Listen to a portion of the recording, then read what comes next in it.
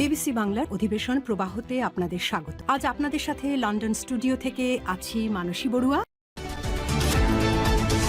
বাংলাদেশের সর্বশেষ গুরুত্বপূর্ণ আপডেট সংবাদে আপনাকে স্বাগত। শুরুতেই সংবাদ শিরোনাম, পরে বিস্তারিত। প্রথমেই জানাবো আমাদের হাতে থাকা সর্বশেষ গুরুত্বপূর্ণ সবথেকে তাজা আপডেট সংবাদ। বিএনপির অফিসে হামলা, আগুন দিয়ে পালালো দুর্বৃত্তরা।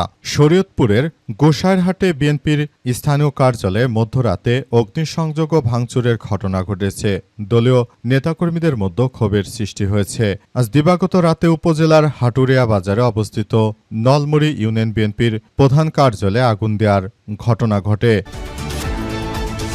এরপর জানাবো চট্টগ্রাম দক্ষিণ জেলা যুবলীগ নেতা গ্রেপ্তার। চট্টগ্রামের সাতকানিয়ায় অভিযান চালিয়ে চট্টগ্রাম দক্ষিণ জেলা কার্যক্রম নিষিদ্ধ যুবলীগের সদস্য হাসান মাহমুদ ৪৫কে গ্রেপ্তার করেছে থানা পুলিশ। আজ উপজেলার খাগড়িয়া ইউনিয়নের ৮ নম্বর ওয়ার্ডের গনিপাড়া এলাকায় নিজ বাড়ি থেকে তাকে আটক করা হয়েছে। জানা গেছে যে তিনি নাশকতা করার জন্য প্রস্তুতি নিচ্ছিলেন। এদিকে রাজধানী ধানমন্ডি ৩২-এ জামাত ইসলামের বিক্ষোভ মিছিল। কার্যক্রম নিষিদ্ধ আওয়ামী লীগের প্রতিষ্ঠাবার্ষিকী উপলক্ষে ঘোষিত কর্মসূচি প্রতিরোধের অংশ হিসেবে আজ রাজধানী ধানমন্ডি ৩২ নম্বর এলাকায় বিক্ষোভ মিছিল করেছে বাংলাদেশ জামাত ইসলাম। আজ বাংলাদেশ জামাত ইসলামের ঢাকা মহানগর দক্ষিণের ধানমন্ডি জোনের উদ্যোগে আওয়ামী লীগ বিরোধী এই বিক্ষোভ মিছিল অনুষ্ঠিত হয়।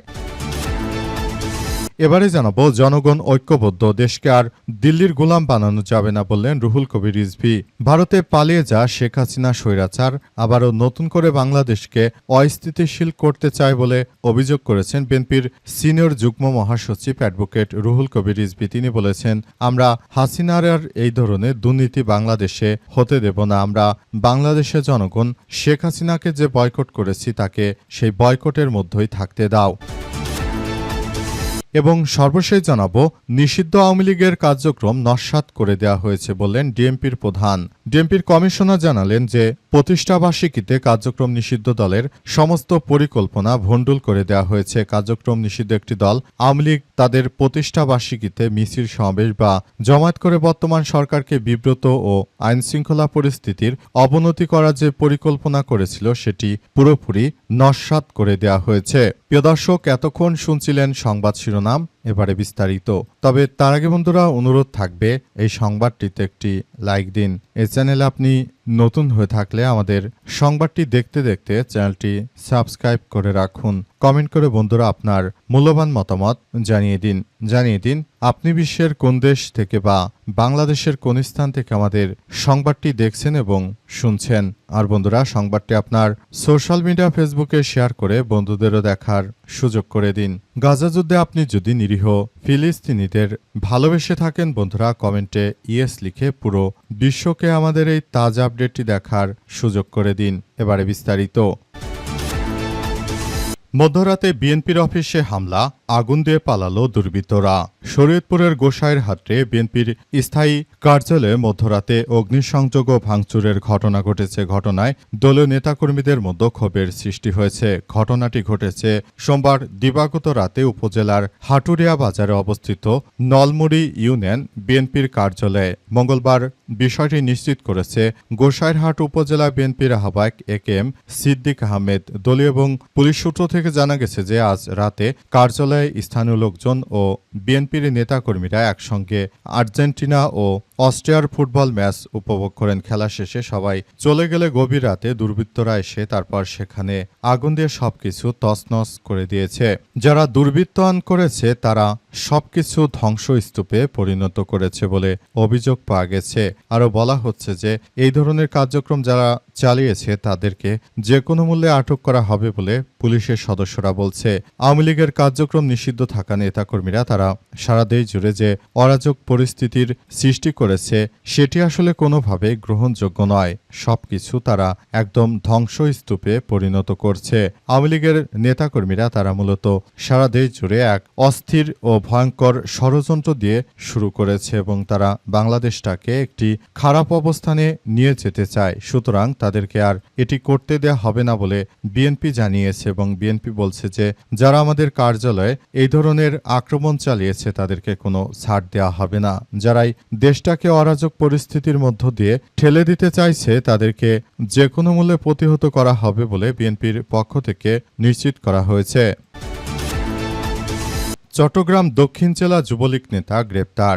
চট্টগ্রামের সাতকানিয়ায় অভিযান চালিয়ে চট্টগ্রাম দক্ষিণ জেলা কার্যক্রম নিষিদ্ধ যুবলীগের সদস্য হাসান মাহমুদ ৪৫কে গ্রেপ্তার করেছে থানা পুলিশ আজ সন্ধ্যায় উপজেলার খাগড়া ইউনিয়নের ৮ নম্বর ওয়ার্ডের গনিপাড়া এলাকায় নিজ বাড়ি থেকে তাকে গ্রেপ্তার করা হয়েছে। হাসান মাহমুদ ওই এলাকার বাসিন্দা এবং শামসুল ইসলামের ছেলে। তিনি চট্টগ্রাম দক্ষিণ জেলা যুবলীগের সদস্য বলে নিশ্চিত করা হয়েছে এবং তাকে আটক করার পর পুলিশের সদস্যরা জানিয়েছে যে তিনি নাশকতা করবেন বলে আমরা খবর পেয়েছিলাম, এ কারণে তাকে মূলত আটক করা হয়েছে। তবে যে বা যারা এই ধরনের ষড়যন্ত্রের সঙ্গে যুক্ত থাকবে তাদের সবাইকে আইনের আওতায় নিয়ে আসা হবে বলে পুলিশের পক্ষ থেকে নিশ্চিত করা হয়েছে। পুলিশের পক্ষ থেকে আরও বলা হয়েছে যে বাংলাদেশটা আমাদের, সুতরাং কেউ যদি দিল্লিতে বসে বাংলাদেশের বিরুদ্ধে কোনো ষড়যন্ত্র করতে চায় সেই ষড়যন্ত্র নস্যাৎ করে দেওয়া হবে।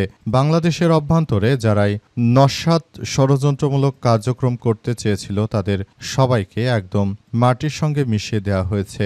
ইনশাআল্লাহ ভবিষ্যতে দেশ নিয়ে যারা ষড়যন্ত্র করবে, যারা দেশের জনগণকে নিয়ে এই ধরনের কার্যক্রম যারা চালাতে চাইবে তাদের সবাইকে একদম ধূলিসাৎ করে দেওয়া হবে, এমন কথাই জানানো হয়েছে। এবং সারা দেশ জুড়ে ব্যাপক অভিযান চালিয়ে আওয়ামী লীগের নেতাকর্মীদেরকে আটক করা হচ্ছে এবং আওয়ামী লীগের নেতাকর্মীদেরকে বিভিন্নভাবে আসলে কার্যক্রম যেন তারা চালিয়ে যেতে পারে সেই বিষয়গুলো খুবই গুরুত্ব সহকারে দেখভাল করা হচ্ছে। রাজধানী ধানমন্ডি ৩২-এ জামাত ইসলামের বিক্ষোভ মিছিল। কার্যক্রম নিষিদ্ধ আওয়ামী লীগের যে কোনো কার্যক্রমকে বাতিল করতে আবারও মাঠে সক্রিয় অবস্থানে রয়েছে বাংলাদেশ জামাত ইসলাম সহ সবাই। যে কোনো ধরনের কার্যক্রম আসলে প্রতিহত করার মধ্য দিয়ে আবারও এগিয়ে যাচ্ছে তারা জানিয়েছে যে আমরা দেখতে পাচ্ছি আওয়ামী দুর্বৃত্ত সন্ত্রাসীরা তারা দেশ জুড়ে যে ধরনের নাশকতামূলক কার্যক্রম চালাতে চাইছে সেটি আসলে সবকিছু খুবই গুরুত্ব সহকারে দেখা হচ্ছে। সবকিছুতে বলা হচ্ছে যে সারা দেশ জুড়ে যে কোনো ধরনের সন্ত্রাসী আওয়ামী লীগের কার্যক্রমগুলোকে পুরোপুরি নস্যাৎ করে দেয়া হচ্ছে এবং আরও বলা হচ্ছে যে পুরো বাংলাদেশটাকে তারা যে ধ্বংসস্তূপে পরিণত করতে চেয়েছে এটি আমরা কখনোই হতে দিতে পারি না। তারা আরও জানিয়েছে যে বাংলাদেশটাকে সুন্দরভাবে গড়ে তোলার জন্য আমাদের সবাইকে খুব সুন্দর এবং ঐক্যবদ্ধভাবে কার্যক্রম চালিয়ে যেতে হবে। যদি এই ধরনের কোনো ষড়যন্ত্র হতে থাকে সেটি সবার জন্য এক ভয়াবহ বিপর্যয়কর, তাহলে সেটি কিন্তু সবার জন্য খুবই ভয়াবহ এক কার্যক্রমের মধ্য দিয়ে চলে যাবে। নতুন করে আওয়ামী লীগের এই সন্ত্রাসী কার্যক্রমগুলো বাতিল করা হচ্ছে। এজন্য জামাত ইসলামের পক্ষ থেকে এই সব বিষয়গুলো নিয়ে সবাই ইতিমধ্যে কাজ শুরু করেছে।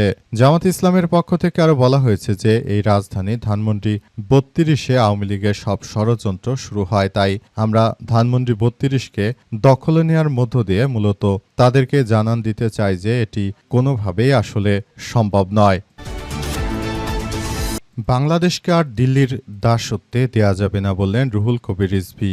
পালিয়ে থাকা স্বৈরাচারী শেখ হাসিনা তিনি বাংলাদেশকে নিয়ে নতুন করে যে ষড়যন্ত্র শুরু করেছেন সেই ষড়যন্ত্রকে নস্যাৎ করে দিয়েছে বাংলাদেশের জনগণ বলে জানিয়েছেন বিএনপির সিনিয়র যুগ্ম মহাসচিব অ্যাডভোকেট রুহুল কবির রিজভী। তিনি বলেছেন যে এই বিষয়গুলো আমরা কোনোভাবেই আসলে গ্রহণযোগ্য বলে মনে করি না।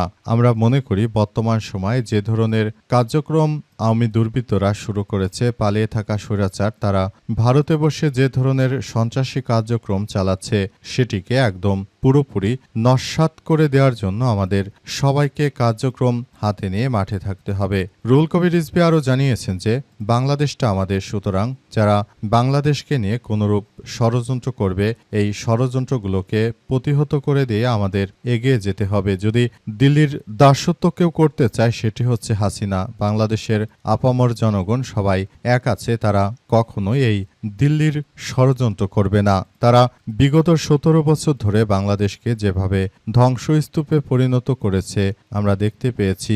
বাংলাদেশের জনগণ আর কখনোই তাদের এই সন্ত্রাসী কার্যক্রমকে মেনে নেবে না।